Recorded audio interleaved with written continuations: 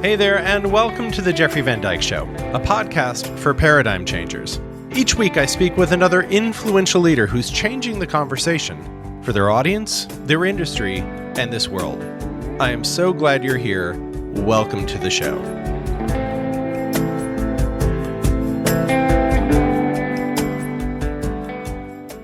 Welcome to the Jeffrey Van Dyke Show, where we talk with game-changing messengers about their role in helping to shape a new narrative for their audience, for their industry, and for our collective being together. Today we have with us my friend Rich Tafel. Hey, Rich. Hey, good to see you, Jeffrey. Good to see you. Thank you for being here. Rich and I have been friends for many years, and if you would have told me at any point before I met Rich that I would be friends with the founder of the Log Cabin Republicans, I'd have told you were nuts. And I've learned so much from this man, and I hope that you do too. So Rich is, just a few things about Rich. He plays in this intersection of faith, politics, and business. So you're ordained in the Swedenborgian tradition. You're lead a church in DC. We'll talk a little bit about that. You've done a lot of work in the world of social entrepreneurism. We'll talk a bit about that. And you've done a ton of work in the world of politics and live in DC. So we'll absolutely talk about that. He's the founder of the Log Cabin Republicans, as I mentioned. For the last 3 years, he's worked at Pepperdine School of Public Policy's American Project to Imagine a Healthy Future in American Politics. Again, pastor at a church of the Holy City in Washington, D.C., and managing director at Richaffle Social Capital Advisors, among other things. So, Rich, here's where I want to start.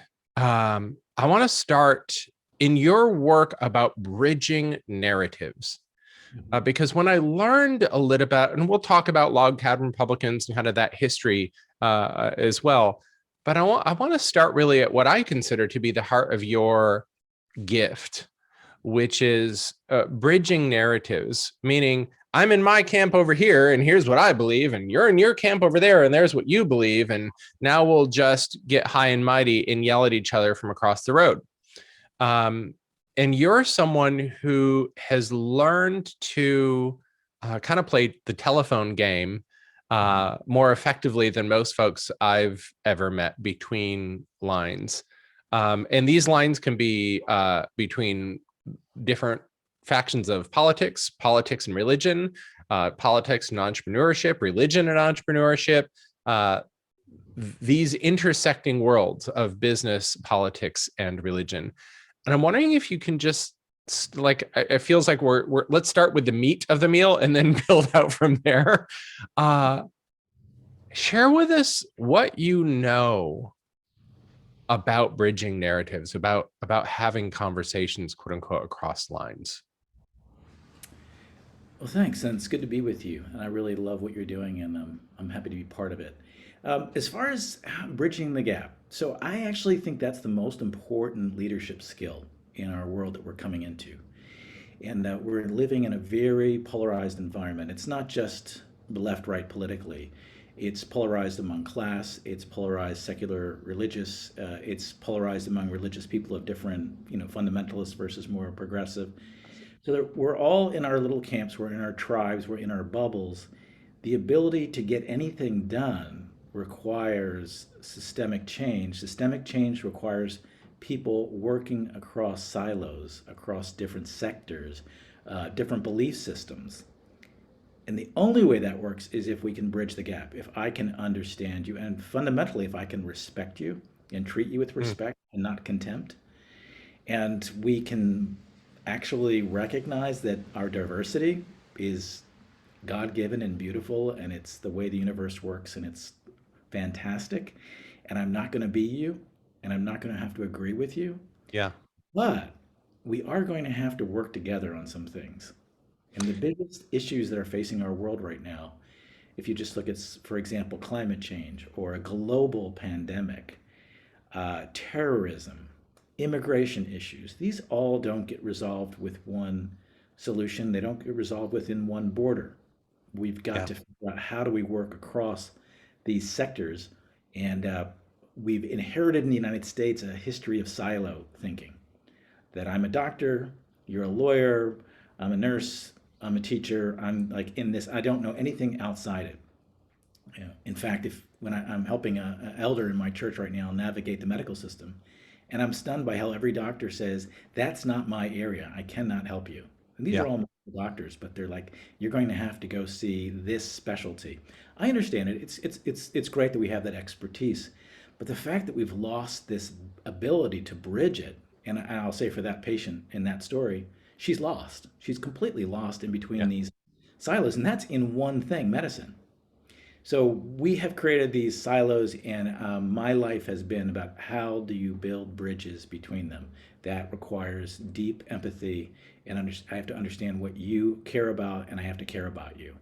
And then Hmm. I need to understand your language, and then we can build bridges. So that's kind of what brings me to it. I love it. I need to understand what you care about. That's the most obvious one. The second piece you said, and I need to care about you. And I think that second piece added to the first is probably what greases the wheels. Um, uh, uh, there's a lot of places I want to go, but here's what I'm fascinated about first. How, as you said, we are highly siloed, right? Mhm. In our own thinking, and certainly in our country, I would say, in a lot of places around the world. Um, what brought you to this mission? Like, how, who were your parents? How did you grow up? How did you become someone who says, hey, I need to care about what you care about. I need to care about you. I need to learn to respect you. I need to listen. I need to have empathy. Where did that all come from? That's a good question. I honestly I don't really know. I've thought a lot about it. I'm one of six kids, so you could say I was translating between brothers and sisters, and parents in a large family, so eight of us, but a very loving family, quite Mm-hmm. frankly. I'd say that the best thing that I could look back on that was realizing that I was fundamentally loved, and having that platform for everything I've done kind of comes from that. I knew I was loved. It was a loving home. I actually didn't realize how loving it was until I met everybody else and they talked about their parents or their Right. family, how they hated them and they would never spend vacation. We still vacation together as a family. Now there's 38 of us, for a holiday get-togethers at the beach and so forth every year. So I think it was that. I think in retrospect, I was always very deeply spiritual and religious, going back to being a little kid. The best example of that is as a little kid at my grandfather's church in Philadelphia when I must have been five. My dad said, just draw what you hear. And I drew this drawing, and we found it not too long ago, which was a drawing of a hill with stick men on it, and and then a hamburger on top of it. And I was like, what was that? And it was Hamburger Hill, Vietnam. They were praying for the soldiers killed that year. So it was, I know it was 1967. Yeah. So I mean, I was that kid. I was precocious spiritually, and then I guess the other thing is, being a closeted gay kid. I think one of the reasons so many gays end up in aesthetics or in the arts or in acting, it's a little stereotypical, but it's not unusual. Yeah. We often joke. I had a gay support group. It was called the Drama Club. Yes, I was in Right. the.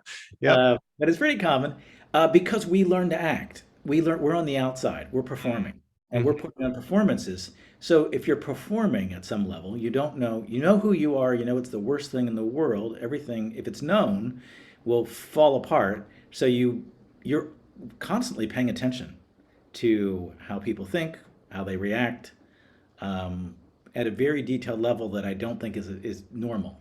And it kind of it's almost a superpower. You know, it's a Yeah. super paying attention. I think Yeah. that helped a lot. And then finally, if you take Christianity seriously, you know, which I've tried to my whole life, it's a radical message that says, love your enemy. It says like that's what it is to follow me. Love your enemy. Well, that's almost impossible. Hmm. It requires but you're not off the hook. You're called to love other people. That means you've got to understand them. You don't get the right to just write people off. If you take it seriously. Yeah. We're all God's children. So when you're mad at somebody, you're mad at another person in God's creation. Doesn't mean there's a lot of bad people, but it just means that you have to look at them a different way. And so I think those combination of things, and then finally, everybody's different, but I'm a strategist. I've always sought to get things done. So I look at a Yep. problem and say, how can we solve this? And it became very clear to me that the biggest barrier to solving the biggest issues of my early years was the inability of people to work together who could solve it because they didn't like each other. Yeah. Tell me a memory of one of the first times you remember actually getting people to work together. Let's see. Like, oh, that worked. Yeah. Um,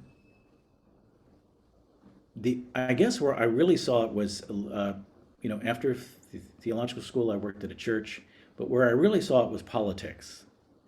Um, Last that place we would expect you to say. That's and what I guess the little background on that is in the 80s, I was in my 20s. All these men, a generation older than me, mainly in their 30s and 40s, were dying in Boston. So Yeah. the newspaper was just full of pictures of very handsome men who were dead at Yeah. 35. So I was terrified. I didn't understand. I had just come out. We didn't quite, was it in the air, the water? Was it, we just didn't know. And so it was a very fearful time.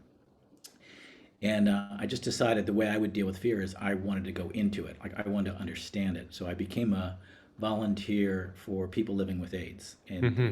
it's called the Buddy Program. You visited once a month, check on your needs, and you develop very deep, fast relationships for 2 months, usually. And then you get another buddy. Because then they're dead.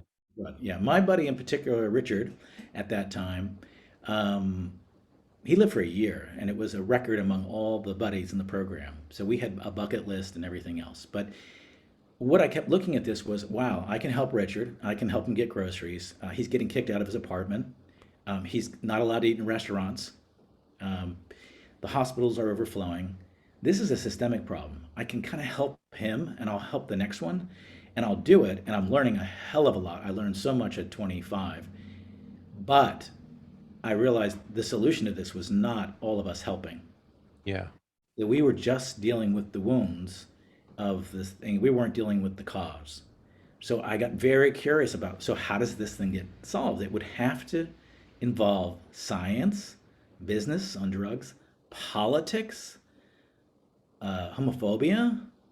All these things were contributing to it because it really was true when I would say to people, I'm doing this work and this is what's going on. People were not like, oh, that's great. They were like, kind of brought it on themselves. Uh-huh. Right. This Yeah. is this is God's punishment. This is Right. what happens when you run against nature. Yeah. So it's very cruel comments at the time. There wasn't a deep reservoir. So that made me think um, I could. The church wasn't doing much of anything. I could pray about it, and I think prayer is very important. What could I do systemically? And it's a much longer story, but just to keep it brief, I ended up working for a candidate that won the governorship of Massachusetts, Bill Weld, Republican moderate, and he appointed me at 28 to manage the adolescent health programs, and which was a bold move because I was openly gay. No openly gay appointments really at that time, and I remember sitting, talking with my team and they were like, "What is HIV? What is Uh-huh. AIDS? How do we Yep. get it? Who gets it?" And these were all conservatives, Massachusetts conservatives, which are a very moderate wing of the Republican Party, but they just didn't know. And they said the AIDS groups and the gay groups won't speak to us. So Huh. yeah, they're not talking to us, and I don't really understand it. And we have to appropriate funds for it every year, and it does kind of feel like it's someone's fault. That's kind of the line we've gotten, Right. and it's not going to be solved by spending more money. Yeah. So help us understand it. I mean, fairly sincerely, policy leaders. And when I would explain it to them in detail, this is what it is, da, da, da, da, blah, blah, blah, here are the steps, here's how the bill works, here's where the funding works, here's where the drugs works. Very compassionate in many cases. It just didn't, no one explained it to me.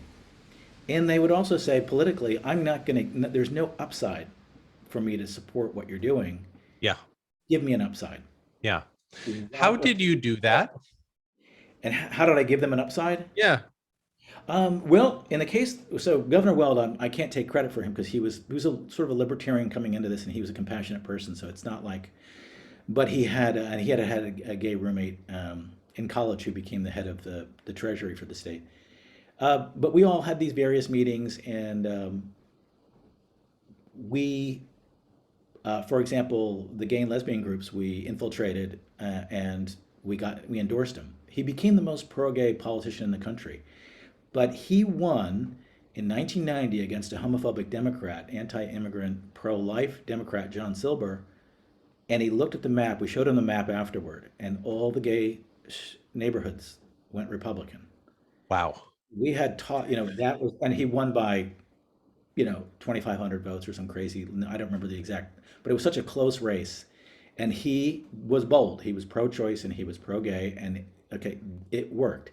The person who hired me in his administration is now the governor, this many years later, Charlie Baker, who's the most popular governor in the United States. But what it did for me was, wow, no one's talking to these people. How can, Yeah. how can we get a bipartisan solution on this issue?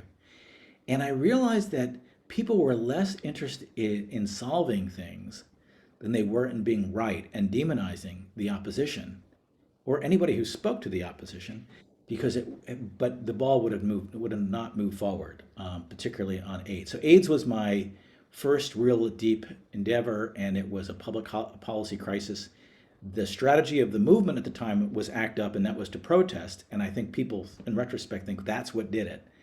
But I can tell you, when you shame people and you criticize them, it rarely do they say, "Oh well, okay, let me get on board with you."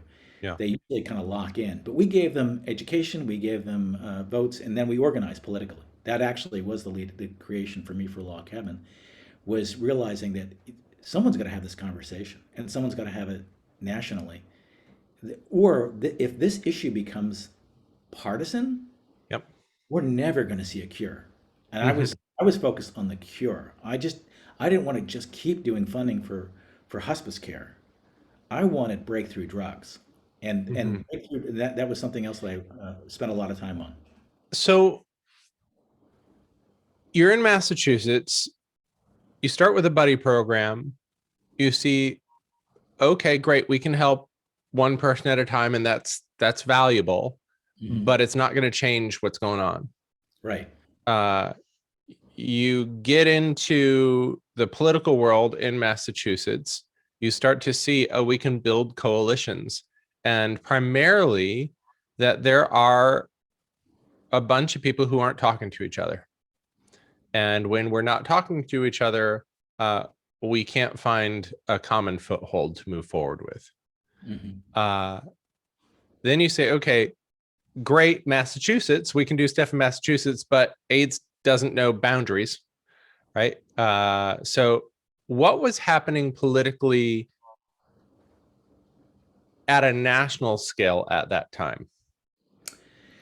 Great question. It was really the beginning of America's culture wars with the rise of the religious right, leaving the Democrat Party, who they had voted for in 1976 to elect the first born again president, Jimmy Carter, moving to Ronald Reagan, and now in my time coming up on George H.W. Bush's second election, 92.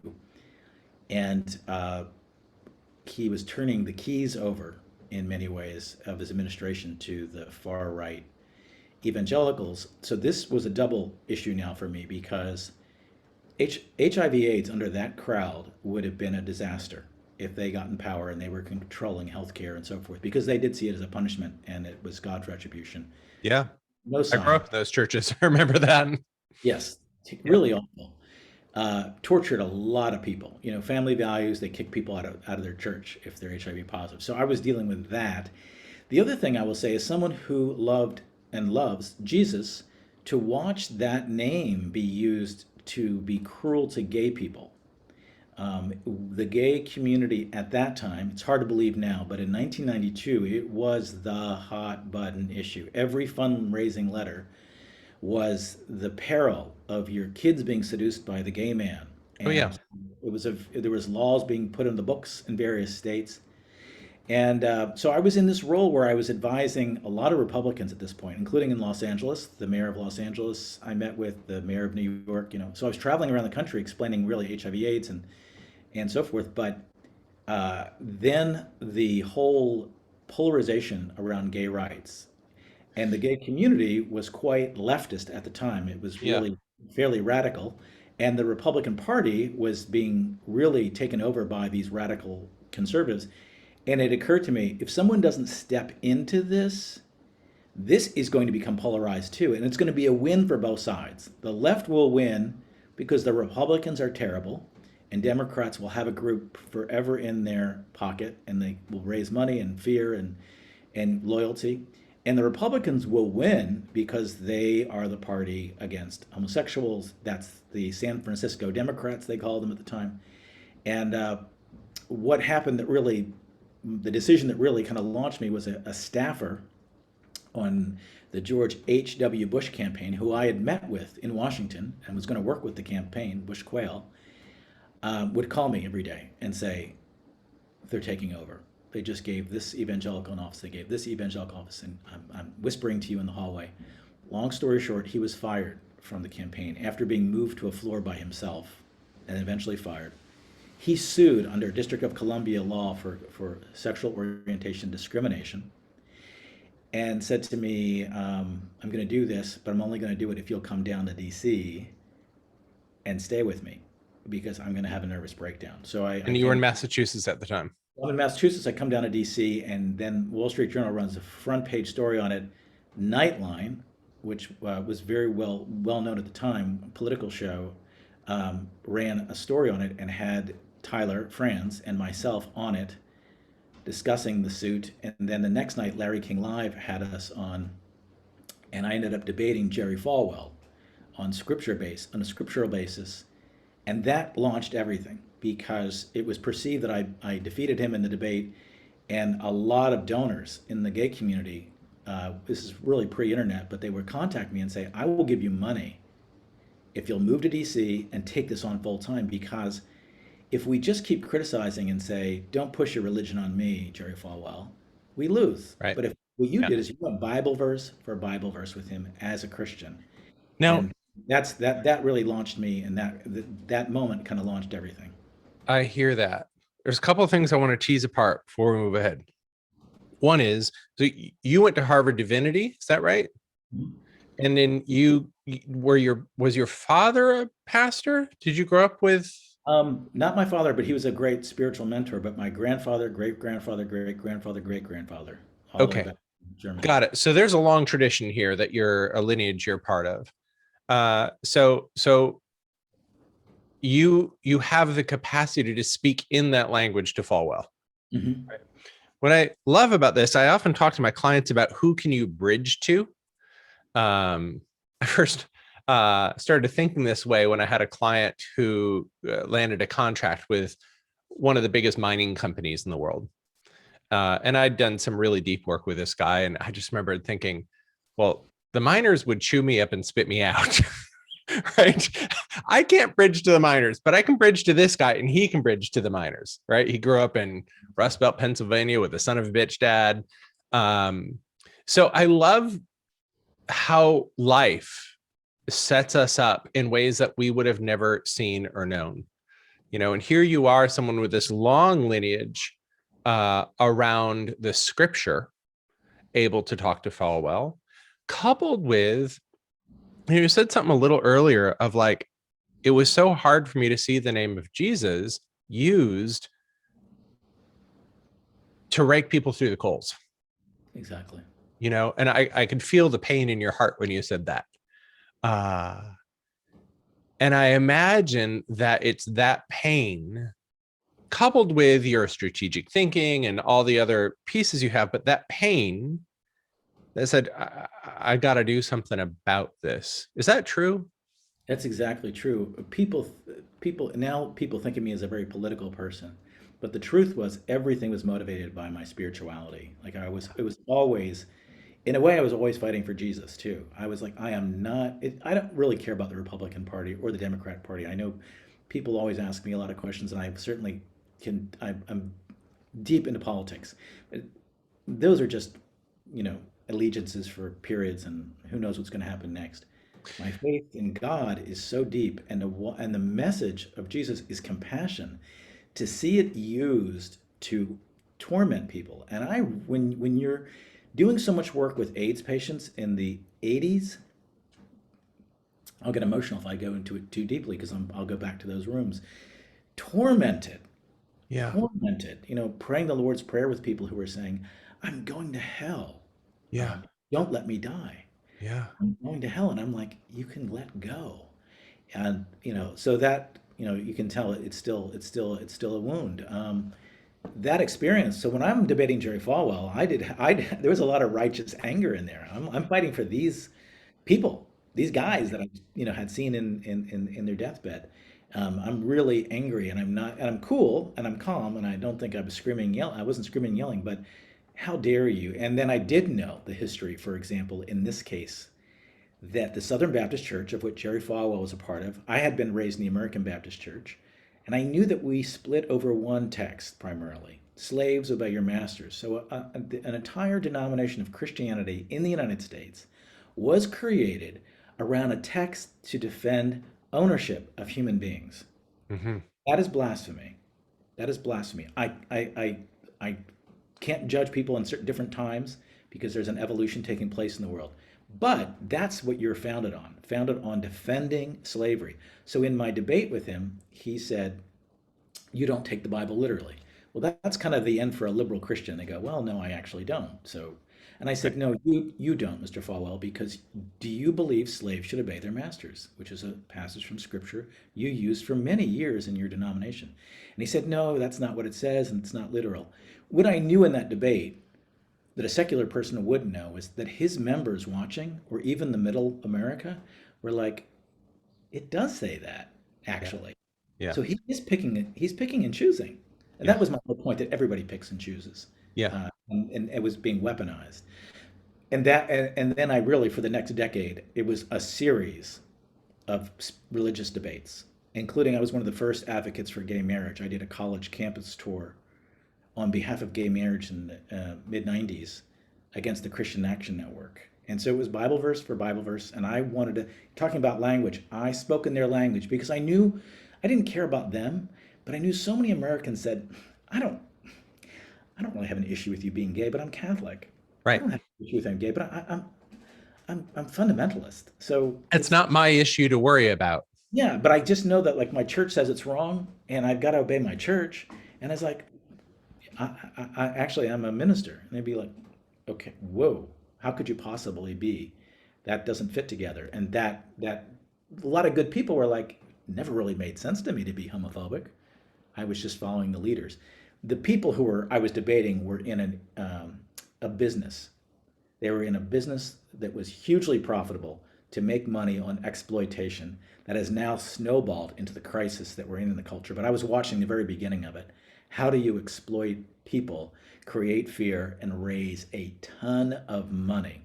None Oh, of yeah. it had to do with God. None of it. Not a thing. I grew up in evangelical megachurches Okay, you know. in the 90s, 80s actually, 80s and 90s. Um, so there's a place I want to go, but first I want to talk a little bit about log cabin Republicans, and then there's a couple places I want to ask you about the inner journey of being a messenger. Oh, before that though, it strikes me as you're talking that a lot of what you've done is help people move out of tribal thinking into individual thinking, well, into person-to-person relationship, actually. My tribe, meaning, well, my denomination or my church says this, so I have to go along with it. And I'm scared that if I don't, I'm going to lose my tribe. I'm going to get kicked out of whatever family system that is, whether that is a church, a denomination, an actual biological family. I'm going to get kicked out of my system if I go against it. And I'm scared to do that. And if I'm not forced into looking at it, I won't. Thank you very much. All right. And that if you come in screaming at me in a language that I don't speak or understand, I'm just going to entrench myself in my tribe and in my camp. Exactly. And it sounds to me that what you did is you said, hey, I speak the language of your tribe, right? I understand that language. And let me try to build a relationship with you and then see where we can go. And I think that is an art that we see very little of right now. And for the folks that I work with, I always say, like, our mission is to activate humanity's new story, that there's a new story that wants to emerge in this world. But we cannot, it has to be a transcendent story. It can't be an us against them story. You're bad, we're good, we're right, you're wrong. And the thing that I keep hearing in how you talk is going into a tribe, understanding their language, learning to speak their language if you didn't know it already, and then having a conversation with humans in the language of common humanity. That's exactly right. That's exactly right. I will say there are times when when I was debating people on the other side, I knew what their game was, and it was a very cynical, dark game. It really wasn't the issue they were talking about. Yeah. I knew they had followers who believed them. I Uh-huh. was focused on them, and I was saying, just watch me in this debate, and you'll see that yes, we're both saying we're Christian. So that issue is kind of off the table. Now you're going to say I'm not a real Christian. That's a good debate, but at least I've got the person who's watching saying, oh, there's two ways to be both a Christian, and this guy's a minister. And then invariably, I was kinder in those debates. They said awful things about me. I mean, really terrible things in the debates. Um, and so even a person of any decency who would watch it would be like, Yeah. and where it really hit me was I was doing one of my debates, and I mean, this is the best example. So the audience is now, it was a right wing show, Christian show. The audience is all getting on and saying, you disgust me, you're terrible. So, why did I do it? My opponent, though, was bringing up like feces. That's the level of disgust that was being brought up in some of the debates at that time, things like that. Yep. And trying to bring those questions into the debate and pedophilia and so forth. But, I stayed calm. I told the truth. I would say things like, you seem to know more about this than me, It was, but one of the callers called in from North Carolina, thick Southern accent. I'm ready to get whacked again. And he said, all I know is that when Christ calls me to on the last day, I believe I'm going to see that log cabin guy in heaven with me and not you, Reverend, whoever it was. I don't agree with him. I think he's wrong on his interpretation, but he's a kinder person.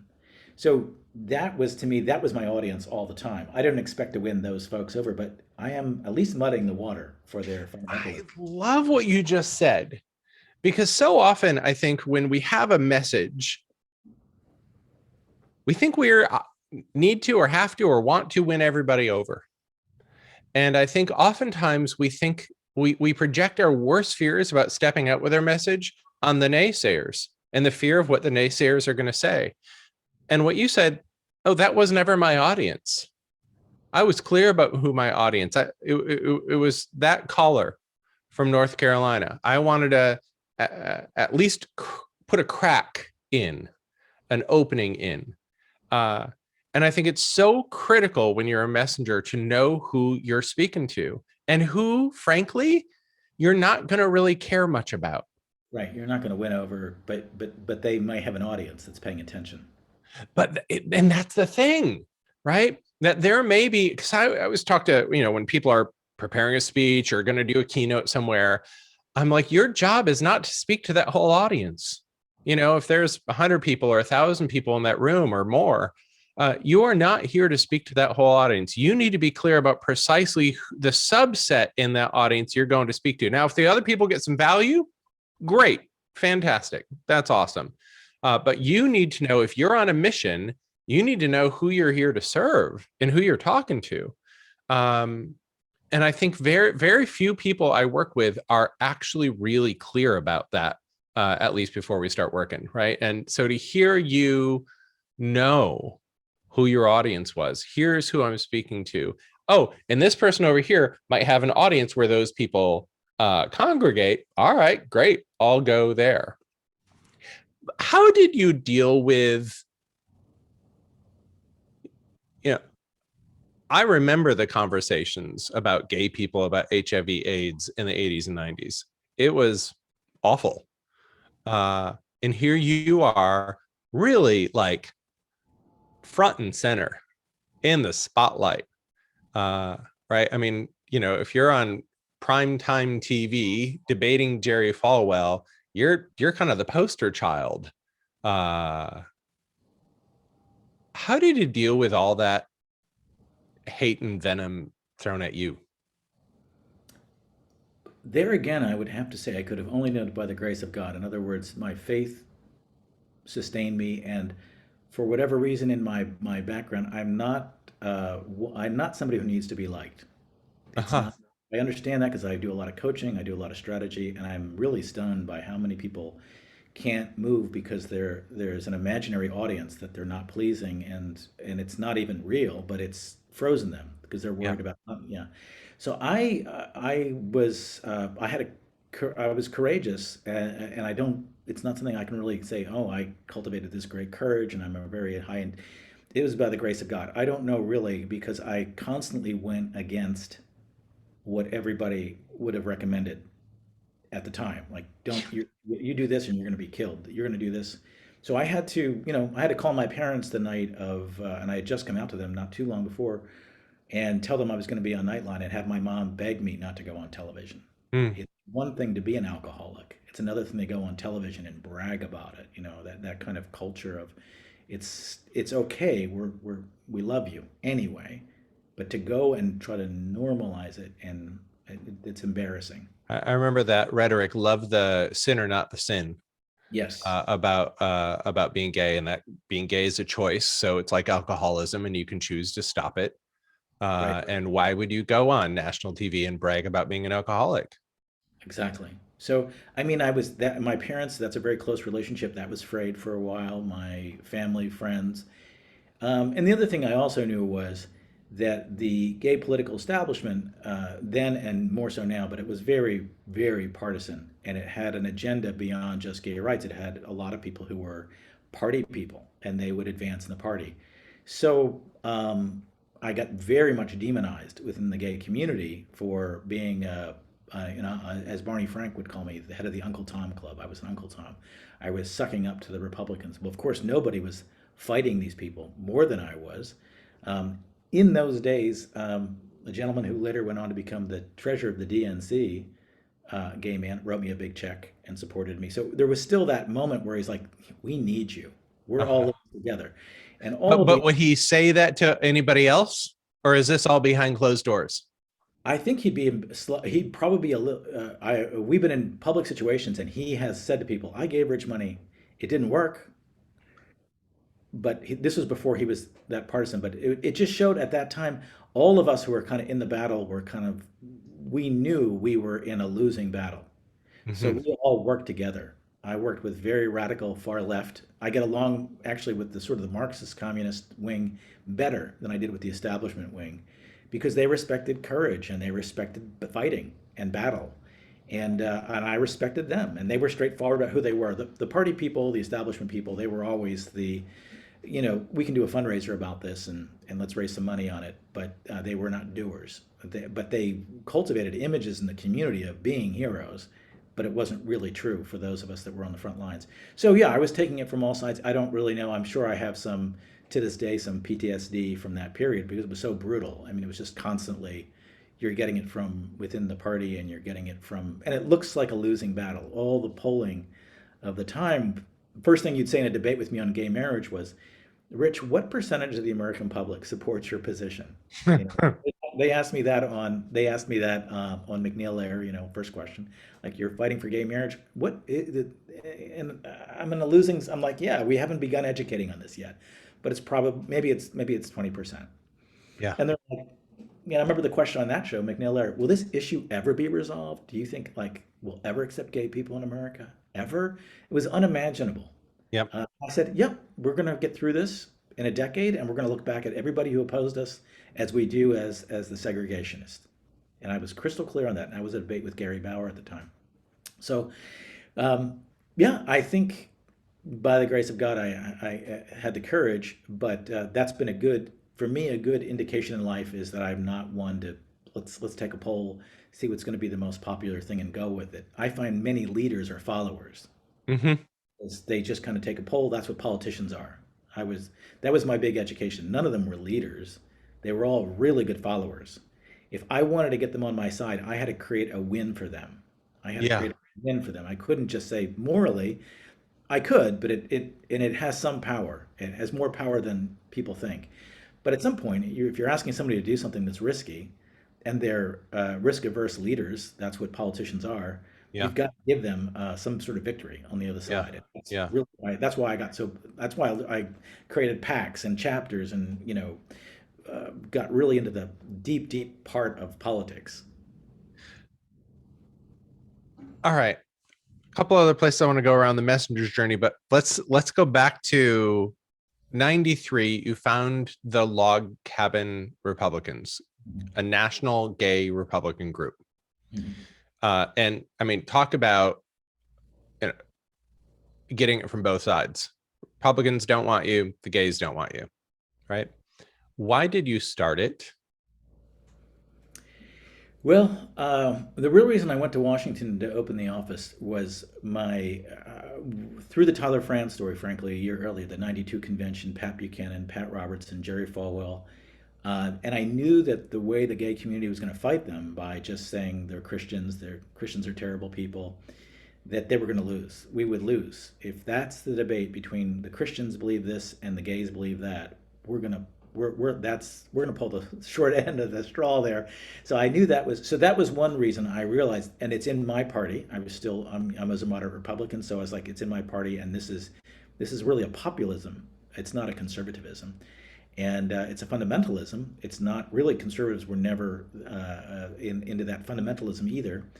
And so that moment I knew was important. I also knew with the AIDS issue that it had become highly polarized, and that the story was sort of Ronald Reagan. It was his fault that we had AIDS, and it was Republicans' fault, and it was Jesse Helms. And there's degrees of truth to the failure, but the failure was bipartisan to respond to AIDS because, frankly, I can tell you, nobody cared in the early period. It was sort of like, let them die. Mm-hmm. So I knew that that bill, the Ryan White Care Act, which had just been passed, it would be up for a vote every year. So that's why I came to town. When I came to town, Democrats controlled the House, the Senate, and the White House. And a president who said he was going to lift the ban on gays in the military and was going to wipe away AIDS if he could. And everybody just basically said, "Why are you here?" Like we, the Democrats, and the gay community have the House, the Senate, and the White House. We're going to get our agenda done within the next couple of years. Yep. Literally, we'll have all the AIDS funding. We're going to lift the ban. And I said, this is going to be a long slog, and it's going to be a bipartisan battle. It's not going to pass with just one party. And if it does, we'll still be fighting it for years. There will be retrenchment, like we saw in abortion. And then in '94, the Democrats, for the first time in 50 years, lost the House and the Senate. And the Congress refused, for example, in 1995, to allow any gay or AIDS speakers on the Ryan White Care Act bill, for example, or to testify or to And submit. for those that don't know what the Ryan White Care Act bill is, just share with us Yeah, what it's that just is. it was a major piece of legislation that dealt with AIDS treatment. It dealt with hospitalization. It dealt with medication, and it was really a safety net, really, for people living with AIDS financially. It was named for a young hemophiliac boy named Ryan White that brought a lot of publicity to the issue, who unfortunately died young. But it became that's the history of the bill, and so that was going to be voted on every year. There was nobody invited to testify, so I had just arrived literally a year earlier, or months earlier, and I'd been on the Hill the whole time, knocking on doors, introducing myself, very funny stories of how horrified everybody was, including the fact that there are more gay Republican Hill staffers than gay Democratic Hill staffers, which is always strange for people outside the city, but anybody who lives here knows what I'm talking about. Yeah. So I was meeting all these gay people. and who were the chief of staffs who were at the front desk at these Republican offices, the members of Congress would say to me, I've never met a gay person before. So even I don't agree with you, but I really admire you for coming in here. You know, you're in a suit, you look like a normal guy. But I had walked past their chief of staff who was gay, their administrative assistant who was gay, the head of the Republican National Committee, the head of the Senatorial Committee, and there were gay congressmen who were in the closet that I knew. So that was like, oh, it was a first. So I knew that education process had to take place. To my surprise and joy, they asked me to testify in the 104th Congress for the Ryan White Care Act. So I was the only gay or AIDS activist that I know of at that time. And we actually, believe it or not, got increased in AIDS funding for a program called the AIDS Drug Assistance Program in those years, higher than the president, the Democratic president's request from the Republicans.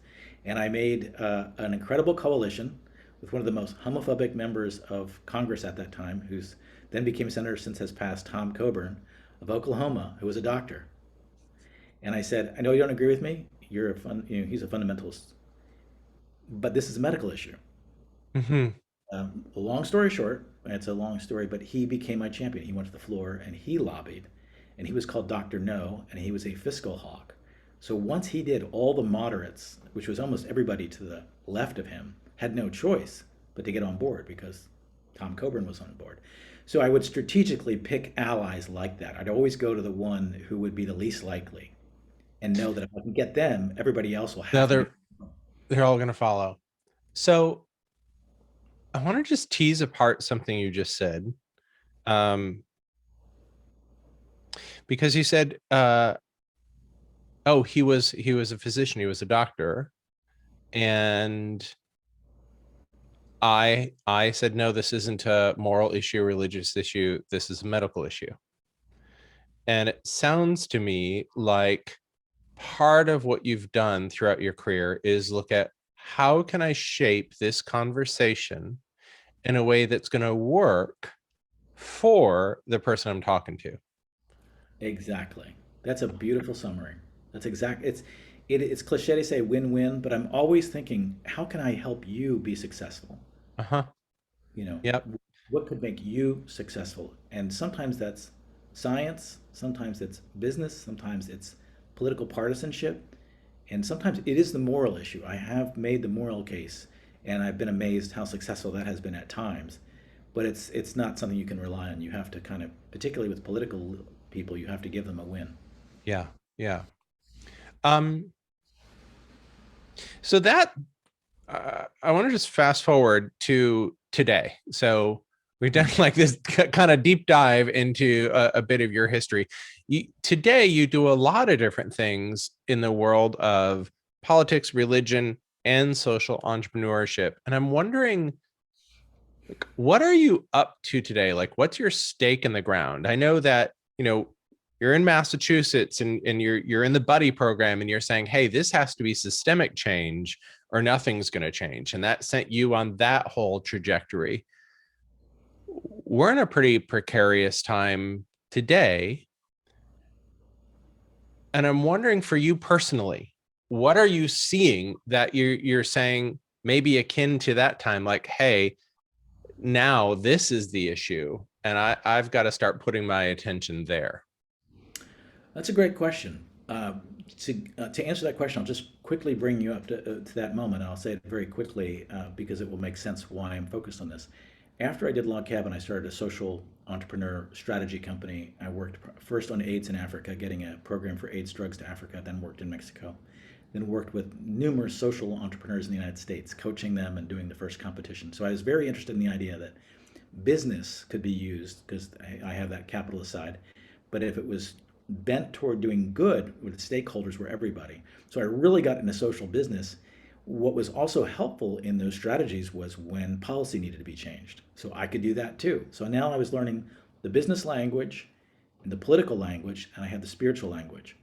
I was so down on church, my natural home where I started. I first started at a church. And I thought maybe social enterprise is the future of church. These young entrepreneurs are good people. They're doing good in the world. They've got plans. The churches are talking about, what would Jesus do? These people are doing what Jesus would do. So, Hmm. and then did that for quite a while. And then I had an awakening in that work that brings me to my current moment. I realized that the next generation, the rising generation, was that I worked with high achievers were very good at business, better than me. Were Some were really good at policy change, and I could work on that. But I also realized they had no place to develop their inner life. Hmm. Maybe it was their therapist, maybe they have a coach, maybe they have a support group, but who was developing their moral life? And they kept coming to me with questions, and a lot of them that I worked with in the 20s were burnt out, and some unfortunately took their lives in their 30s and 40s because they were on the achievement Path. path to the world. I'm great, I'm doing good, I'm the 30 under 30, 40 under 40, I'm getting the Clinton Foundation Award, I'm getting this award, that award. And then they were empty inside. And that made me realize that what is missing is the role that a faith community used to play, which is Hmm. spiritual development. If you don't have the spiritual, no matter what laws we create around campaign finance or whatever, if we have people who have dark hearts, frankly, self are motivated by selfishness, we're going to get bad politics. If we have people who we create new laws around monopolies or how much tax you're going to pay, those people who go into it with a bad heart, they're going to find ways around it and create a crony capitalist system that benefits themselves. So what was really missing for me in the culture was who's helping people with their heart? Who's helping people develop their spiritual life? So I had an opportunity to come back to church again and took over essentially a dead church with 5 people to You took create. away, hold on. I took over a dead church with 5 people. Okay. Yeah, yeah, a 350 seat church with 5 dedicated people around 70 years old who were in a legal dispute with the denomination about whether to sell the building or not. And they got one last chance if they could find a minister in our denomination, which is now Swedenborgian for me.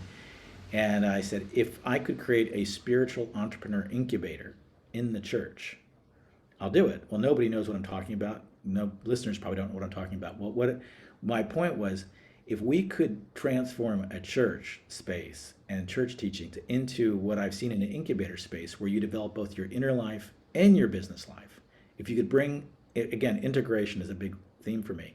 If you could integrate the inner life and the outer life, that's what's missing. And that's actually a role church should be playing.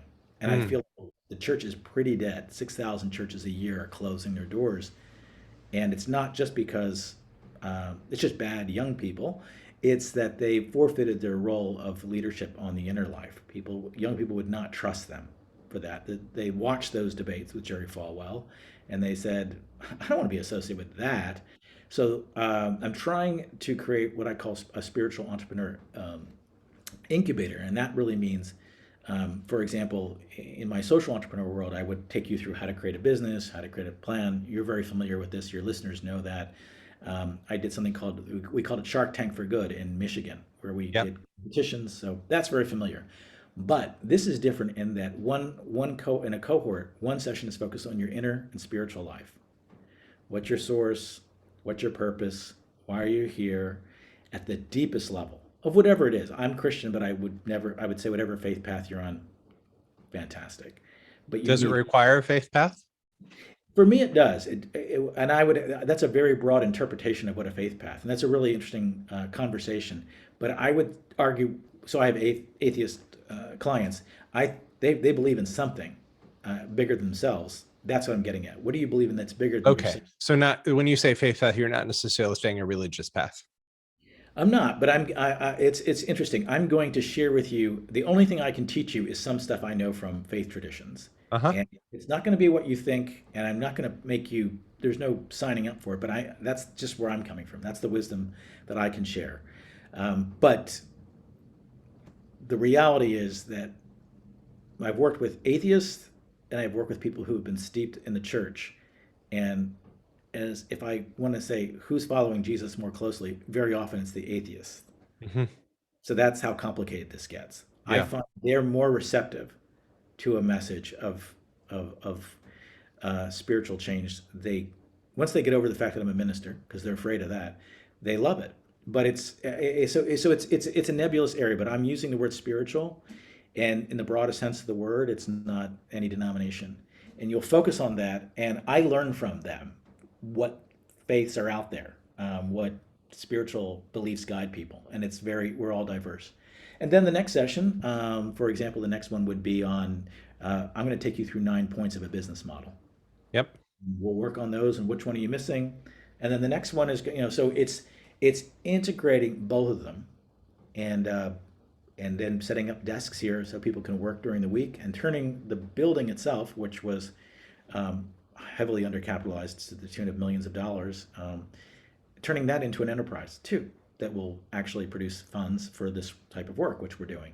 So it's a very, that's where my heart is, because if I keep going to the systems change that I started with, and I keep pulling that string, eventually it gets to people's hearts. And if people have uninformed hearts or dark hearts, they will rise to power in politics, and we've seen that. And they will rise to power in business, and we've seen that. And they'll be mercenary and selfish. And if we create a culture that, as we have now, of consumers that are focused on, I want it now, and it's about me, we're going to be very unhappy. We're going to have a very, very unhappy society. And we avoided a coup in this country, just barely. And we're very selfish people. Yeah. This is a very bad combination. So if you care about your business or your family or your future, and you're not paying attention to what is underlying all that, and you think it's a surface issue, that if we can change this law or pass this legislation or elect this president, you're missing it. It's much, much deeper, and it's going to take deep, deep soul work for the culture, and integrate really the soul and the spiritual with the impact. So I say it's your inner life and your impact life. Yeah. Let's put them together. Yeah. And I can, because of that work that I've talked about, I can kind of talk you through it. And you'll probably engage with me first where you see me an expert of what you need. Right. Of course. Which is the same way people have always engaged with you. Right. But it is interesting. I don't judge that. So they'll come to me and say, I don't want to talk about the spiritual. And Yeah. the fact that you're a minister was a reason I wouldn't want to hire you. But you're really good at strategy, and how would I do this, and how would I do that, and how would I do this? So Yeah. I care about that. I don't talk about, well, you really need to talk about this is what the gospel says. I go, let's talk about your business. Yeah. And you're going to find that when I help you with your business, that actually my kindness and the trust that I've developed in my life, and that I'm not greedy, and I'm imperfect, and I'm working on my own life, and you're going to see that too. You're going to see all that, and then they'll say, I want to be like, how do I get calm? How do I get some of that? I want calm. I want peace. I'm stressed out. How do I Yeah. get that? Well, or they say, I want to be like you. And I'm like, you're not going to be like me, but you can be more of you. Yeah. Yeah. And I can help you with that too. There's a couple things I just want to name. One, when I ask you, like, what's next? Where are you going? What I hear is that you're saying, oh, the next big systems change that I'm focusing on is the system of our collective heart. Exactly. And that if we don't have a systems change there, all the other system change work really won't matter. Exactly. And it's, I know a lot of folks that are doing change work. I don't know very many who've been as steeped in change work and systems work as you for so long, and that you've lived your life to this point where you said, oh, that's the next systems change. I'm on board with you, and I think a lot of folks that I work with are as well. When I'm working with people, one of the ways I frame what you just spoke to is like, hey, I'm going to meet you with what you want, where you are.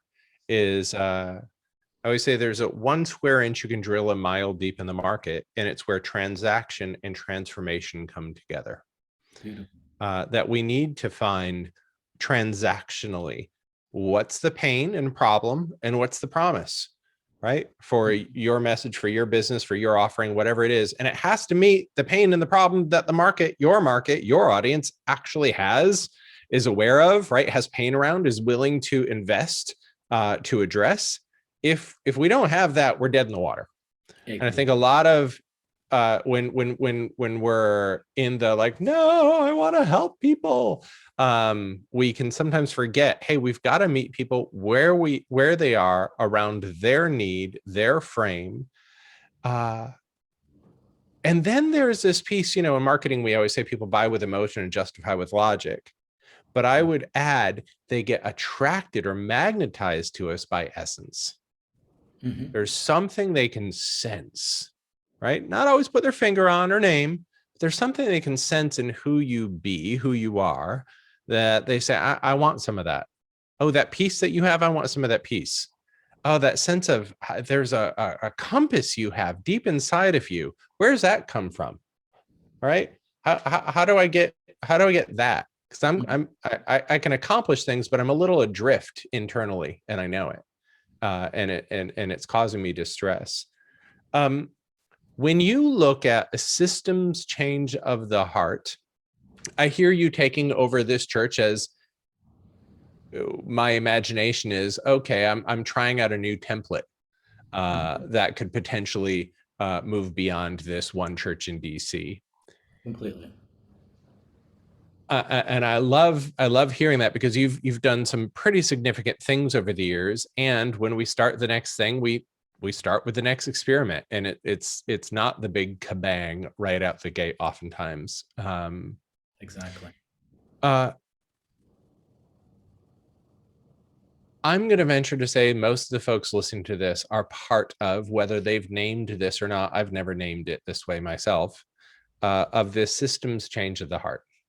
Mm-hmm. That humanity's new story, our collective new story, has that as a part of it.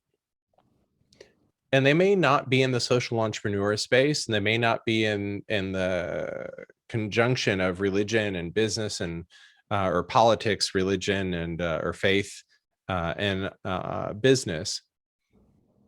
But if there were if somebody was listening to this, and for whatever they're doing in the world, whatever their message, whatever their work is, if they said, yeah, I'm part of the systems change of the heart, what are some of the things you're learning right now in this incubator that might be transferable to other people and what they might be up to? I think the biggest thing I'm learning right now is that people tend to side on one side or the other. In other words, they're either very spiritual and kind of nonprofit do-gooders and sweet people, and in great pain because they have no impact, Mm-hmm.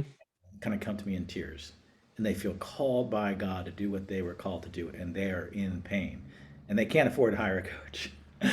And then the other side that I deal with are my A-list political leaders that have come to me, and business leaders.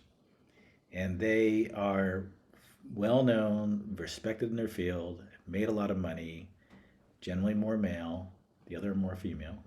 And they are saying, I'm not going to be vulnerable, but I have no idea what I love. I have no idea what I'm passionate about. I have no idea what the purpose of my life is. I have no joy. I don't laugh. I don't have friends, real friends, that I can share things with. Um, I'm a performer. And so I've got the entrepreneurs and I've got the spiritual people. And so, like you were saying earlier, meeting them where they are and not judging. And with the spiritual person, the idea of the word entrepreneur, capitalism, business, getting paid, lots of baggage around that. For my achiever class type person, if I said we were involved with a systemic transformation of the collective heart, they'd say goodbye. They've come out of the modern world that we're coming out of right now, of science and the enlightenment that's been so beautiful, has disenchanted it, has become completely disenchanted. It believes in nothing other than I can touch. And I just say to them, beauty, love, good, truth. How do you measure it? Tell me how you measure that in your life.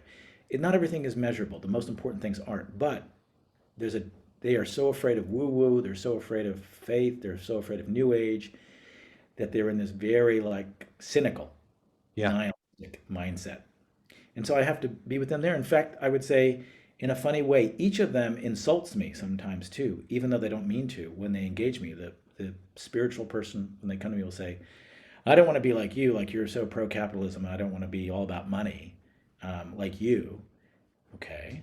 And then I'm talking to the A-list, entrepreneur, and they say, you've you've led a funny life. You've kind of knitted things together. It seems like you make enough money to get by, and you seem really happy. So in their own way, even when they reflect on what they like about me, it's actually quite insulting. I don't tell them it's insulting, but I just like, really? Okay. Uh-huh. So that's my big lesson, is that they're really, the worldviews are so dramatically different that you've got, that's why you've got to be completely empathetic with them in that moment and literally speak their language. And then eventually they ask me, I want to learn more about that other thing, because Hmm. trust develops. So I think that's my biggest learning now, is just how bifurcated all this is. And this carries, this is represented in our business right now, in our populist culture, our class struggle, and it's in our politics. Everybody is in those, locked into those camps until we can find a way to hear the other side. And that's why I feel like my role as a translator, like I can go in between these two worlds. I'm not offended if you don't get the language right, but I know where you're going with it. What's in your heart? What's your motivation? Yeah. If you're trying to be mean to me, that's different, but most people aren't. They're just trying to figure it out. Yeah. Uh, this is a funny question. Do you have hope for our collective future? Again, I do. I have a lot of hope because, again, I see it as a spiritual evolution of the world. So I Hmm. see it in a very cosmic way. I believe in spiritual evolution. I'm sure you're familiar with integral theory, Yep. or spiral dynamics. I've been fascinated by that whole field. Yeah. Swedenborg, the mystic, had a whole evolution of the 7 days of creation. So I actually see we're going through evolution right now, Mhm. spiritual evolution. And if you believe those theories, which I kind of do, and the name of my church is Church of the Holy City, which is based on a passage from Revelation about a new world. We go from the garden in the beginning and we end up in the city. I think we're in the city, right? We're coming back into a holy city, and so I'm optimistic. Now, to get to those, to get to new levels, you must go through chaos. Everything has to be pulled out of the house, kind of deal, and put on the street and find what's valuable, and then bring back in what's valuable. So I think we're kind of doing that right now. I think the pandemics, Yeah. and so that makes me optimistic, but it doesn't mean that I won't be living through a painful period. Yeah. Right. It would be I just had painful. that thought the other day, Rich. I don't know why it hit me watching the news with the recent killings. I was like, wow, we are living through a really painful period. Uh, and there's so much um, grief, I think, that we are collectively holding. Uh,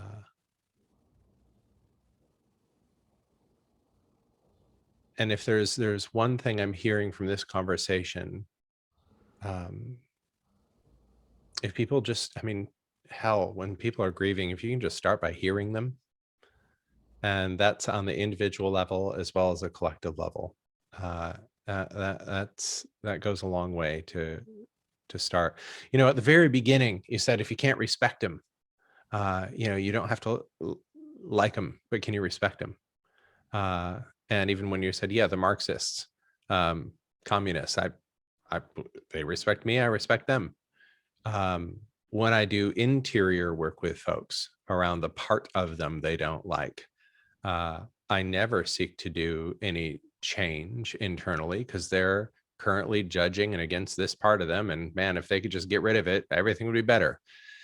And it never works that way, right? It always starts from inside of someone, people to people, group to group.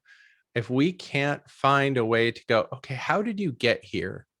Why do you act that way? Uh, what in your history made that a requirement?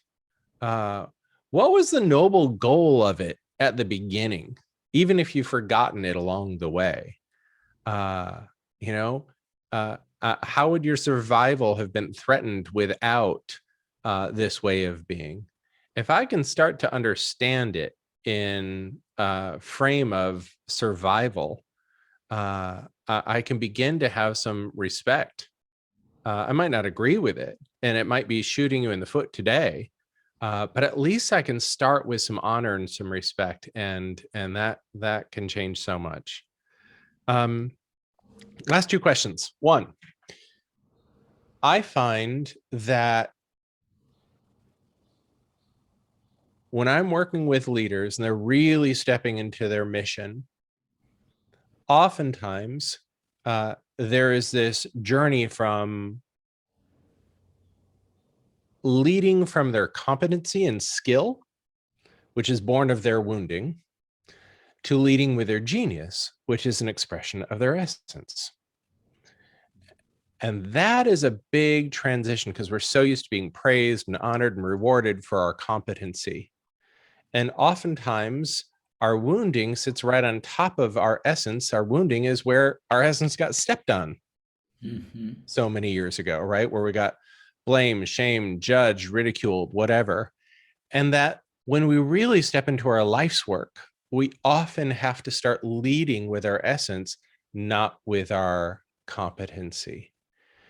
So I'm curious in your journey, if there's one thing that is precious to your heart that maybe earlier in your career you held close to your vest, you didn't lead with it, you didn't share it much, that now you're being asked by your calling, by God, to lead with. What's one thing you've struggled with before that might now be your greatest gift? Wow, that's a great question. It's probably me in the role of pastor. Hmm. I had felt called to that as a young person. I had been told point blank I had no future in that. There was a period where there was a group trying to take my ordination. So very, very bitter Because you were gay. because I was gay and debating publicly for the gay community. Uh-huh. So there was so very bitter experience with church and negative view of church. And I will just say, for me, the way it works is, it's almost like GPS. If you do say to God, like, I want to go in this direction, you'll take a left turn, take a U-turn, take a left turn. In other words, I really did fight coming back to church and accepting the pastor role.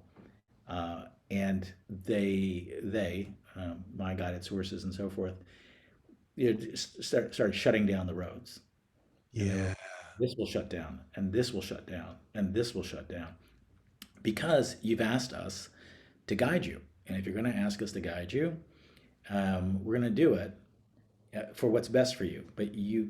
So I was kind of going on a different path, more of a kind of a world class lobbyist, strategist, wealthy, certain lifestyle, certain crowd, and I was beginning to feel the hollowness of that, and so I was dragged kicking and screaming at some level back into church, and this is where I belong. And just to your point earlier, not since really was I an AIDS buddy that I've really spent time with people in the hospital again, and I've gotten back to just human beings I'd never be with, and see really what this pandemic has done to people and the trauma that we are only going to figure out 10 years from now. But I'm seeing it up close and personal again. And I got dragged back into that and so forth. So I would say it's that pastoral role that I fought, and if I have a genius, or, it's probably not the right word, but for me, it's if I have a call to something bigger than myself, it's that was always the case. And essentially, if I had been ordained, went to a church, avoided all this, been straight, got married, I would have missed all of this. I would have Yeah. never understood anything I've said today about systems change. I'd be in a parish, I'd have a parish house, I'd be a nice guy, I think. But the complexity of being an outsider, of being the least of these, the Hmm. discriminated person, and then seeing how power works and how to move power. Great lessons. And that really, you had mentioned earlier, my vision for church and for faith in the world, it should be the place where you get that education. How to Hmm. change the world for the better, bring more justice, bring heaven to earth. There's no place that does that right now. No institution that is organized around that. That's the future that I think I'm being called back to. Beautiful. Beautiful. Last question. If there's one thing you wish everybody knew, what would it be? This will sound trite, I guess, but the first thing that came to mind, that you're loved. Hmm. Well, if this is about a systemic revolution of the heart, that sounds like a good place to start. Yeah, exactly. Beautiful. Rich, thank you. Thanks for this conversation. My pleasure. As you know, I'm a huge fan of the work that you're doing for transforming the world, and I feel like we're really kindred spirits and looking forward to new ways to work together. So anything I can do to support what you're doing, it's so important that I'm happy to do it. Yeah, same here. Same here. Where can we find out more about you? Obviously, we'll put all this in the show notes and whatnot, but if there's anything you want to plug or any websites you want to share or anything else like that, where can we find more about you? That's a good question. So yeah, the church website might be the best place. holycitydc.org would probably be the best place to get a sense of what's going on.